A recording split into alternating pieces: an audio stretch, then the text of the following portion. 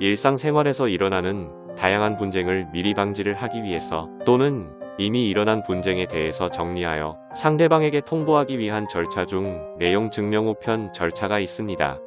특히 월세나 전세, 상가 등 부동산에 있어서 임대, 계약 만료 기간이 다가올 때면 보증금 분쟁을 피하기 어려운 경우들이 종종 발생하기도 하고 집주인과 세입자 둘 중 어느 한쪽에서 연장을 더 이상 원하지 않는 경우에 이용하는 것이 바로 이 내용 증명 우편입니다.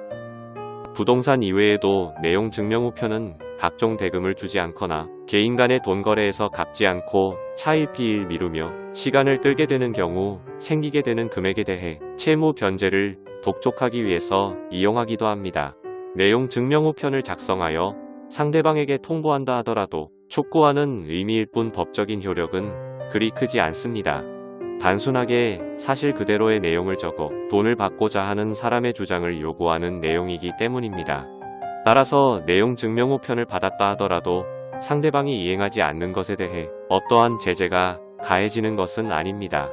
꼭 답변해야 하는 것도 아닙니다. 또한 상대방이 모든 사항을 감안하여 유리한 내용이 있다면 답변을 하되 그렇지 않으면 무시해도 됩니다. 그럼에도 불구하고 내용 증명 우편을 보내는 이유는 법적인 절차에 들어가겠다는 사실을 알리는 일종의 경고로서 상대방에게 심리적인 압박감을 유도해 민사소송으로 가기 전에 스스로 이행을 촉구할 수 있기 때문입니다.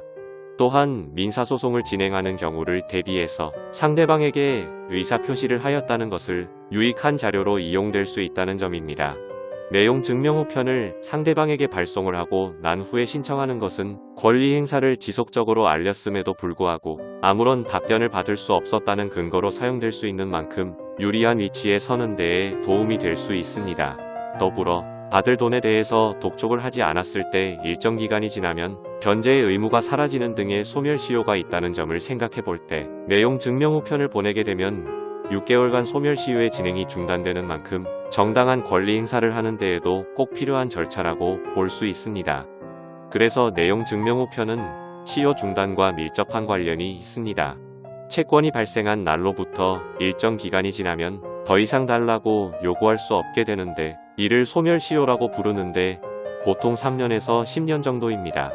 그런데 내용 증명 우편을 보낸 뒤 6개월 이내에 민사소송을 걸게 되면 시효 진행이 중단되어 채권이 살아있게 됩니다.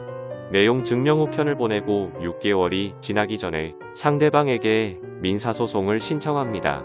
날짜로는 채권 소멸시효 기간이 지나서 채권이 사라졌습니다.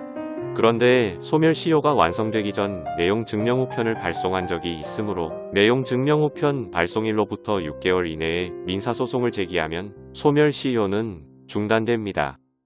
즉 채권이 여전히 살아있는 것으로 본다는 얘기입니다. 지금까지 내용 증명 우편을 작성하여 보내야 하는 이유에 대해 살펴보았습니다. 그렇다면 내용 증명 우편은 어떻게 써야 할까요? 결론부터 이야기하자면 내용 증명 우편을 쓰는 것에는 별다른 양식이 존재하지 않습니다. 각각의 상황에 맞추어 간략한 가이드라인은 있을 수 있지만 반드시 이용해야 하는 양식이나 작성에서는 안 되는 내용이라고 정해진 것이 없는 만큼 자유롭게 쓰면 됩니다. 다만 작성하는 내용의 사실관계와 육하원칙에 따른 내용으로 이왕이면 보기 쉬운 문체로 간결하게 작성하되 구체적인 내용이 포함되어 있는 것이 보기 좋은 것은 물론 받아보는 사람 역시 이해하기가 쉬워야 합니다. 또한 발신인과 수신인의 성명이나 주소 등 간략한 인적 사항은 명확히 기재되어야만 정확하게 수신인에게 전달될 수 있는 만큼 꼼꼼하게 쓰는 것이 중요합니다. 요약하면 내용 증명 우편에 반드시 써야만 하는 내용이라면 발신인과 수신인의 인적 사항과 발송을 할 때 말머리가 되는 제목, 사실 내용에 따른 구체적인 내용과 요구하고자 하는 내용만으로 생각할 수 있으며 서명 날인을 마지막으로 마무리하면 되겠습니다. 이렇게 작성된 같은 내용의 내용 증명 우편을 3부를 준비하여 우체국에서 보내게 되는데 한 부는 우체국에서 보관하며 수신인에게 일부를, 나머지 일부는 보내는 사람에게 주어 모든 과정이 마무리됩니다.